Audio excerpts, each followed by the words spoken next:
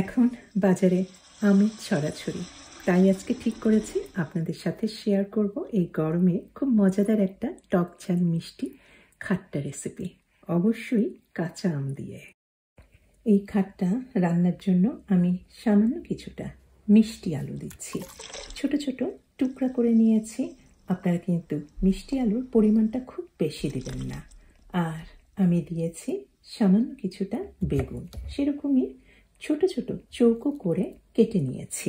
আর কাঁচা আম নিয়েছি 3টা, চোকা ছাড়িয়ে টুকরো করে নিয়েছি। আর এই আমটা কি সাংঘাতিক কচি, ভেতরে কিন্তু একদমই বিচিটা হয়নি। কাঁচা আম, মিষ্টি আলু আর বেগুন সব একসাথে আমি কিন্তু সেদ্ধ করব।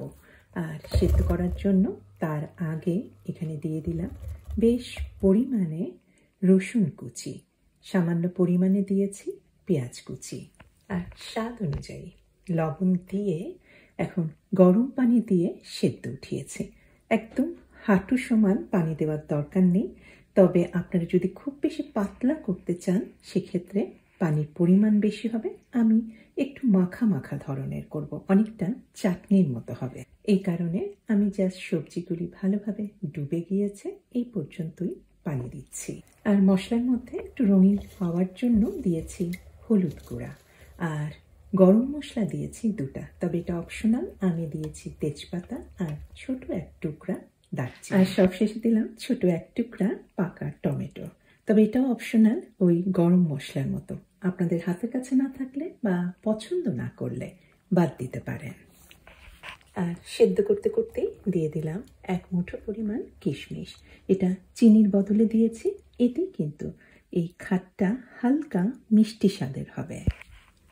প্রায় আধা ঘন্টার মতো ঢেকে সেদ্ধ করা হয়ে গিয়েছে। সমস্ত তরকারি আর কাঁচা আম নরম হয়ে গিয়েছে। এখন আমি একটা ডাল ঘুটুনি দিয়ে আধা ভাঙা করে নিচ্ছি। আপনারা ব্লেন্ডারে একেবারে মিহি করে ব্লেন্ড করে নিতে পারেন, তবে আমার আধা ভাঙাটা ভালো লাগে। আবার যদি ইচ্ছা করেন তুমি গোটা গোটাই রাখতে পারেন, যেটা আপনাদের ইচ্ছা। এখন টকঝাল মিষ্টি এই খাটটা বাগার দিতে হবে। আমি নর্মাল সাদা তেল বা কুকিং অয়েল যেটা ব্যবহার করি সেটাই দিয়েছি, তবে এখানে ইচ্ছা করলে আপনারা সর্ষের তেল দিতে পারেন। কিছুটা দিয়েছি কুচি করে কাটা রসুন 3-4টার মতো কোয়া, কাঁচামরিচ দিয়েছি 3-4টার মতো, যে যেরকম ঝাল পছন্দ করেন। আর দিয়েছি কিছুটা শুকনো মরিচ ছোট ছোট টুকরা করে, আর দিলাম 5 ফোড়ন। তবে 5 ফোড়নের বদলে আপনারা কিন্তু শুধুমাত্র সর্ষা, গোটা সর্ষা দিয়েও বাগারটা দিতে পারেন। ডালের বাগার বা যে কোনো ধরনের বাগার দেওয়ার সময় যে ফোড়নটা তৈরি করা হয়, এটা কিন্তু মিডিয়াম থেকে একটু লো হিটে রেখে সময় নিয়ে তারপরে ভাজতে হয়। তাহলে দেখবেন যে সমস্ত মশলাপাতি দিয়েছি, 5 ফোড়ন, রসুন, শুকনা লাল মরিচ, এগুলির থেকে একটা অ্যারোমা বা সুগন্ধ খুব ধীরে ধীরে এই তেলের মধ্যে কিন্তু সম্পূর্ণ মিশে যায়। আপনারা খুব বেশি হাই হিটে যদি এটা ভাজেন সঙ্গে সঙ্গে কালো হয়ে যাবে, কিন্তু অ্যারোমা বা সুগন্ধগুলি মশলার সেটা কিন্তু আর তেলের মধ্যে মিশে যাবে না। এই কারণে আমি একটু সময় নিয়ে লাল লাল করে ভেজে বাগারটা দিয়ে দিলাম।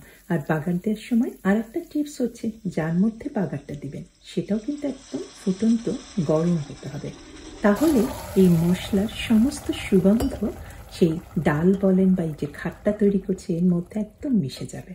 আর এই খাট্টাতে আমি বাড়তি কোনো চিনি দেইনি, কারণ এখানে মিষ্টি আলু দিয়েছি বলে মিষ্টি আলুটি কিন্তু হালকা মিষ্টি।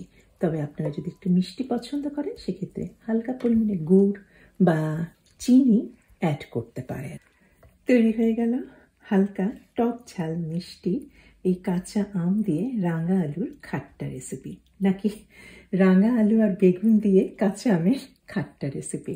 সবাই করবেন এই গ্রীষ্মের গরমের মধ্যে, এটা খুবই ভালো লাগবে ধোয়া ওঠা গরম ভাতের সাথে। আর পরিবেশনের আগে আমি ছড়িয়ে দিয়েছি ফ্রেশ সবুজ রঙের ধনেপাতা কুচি।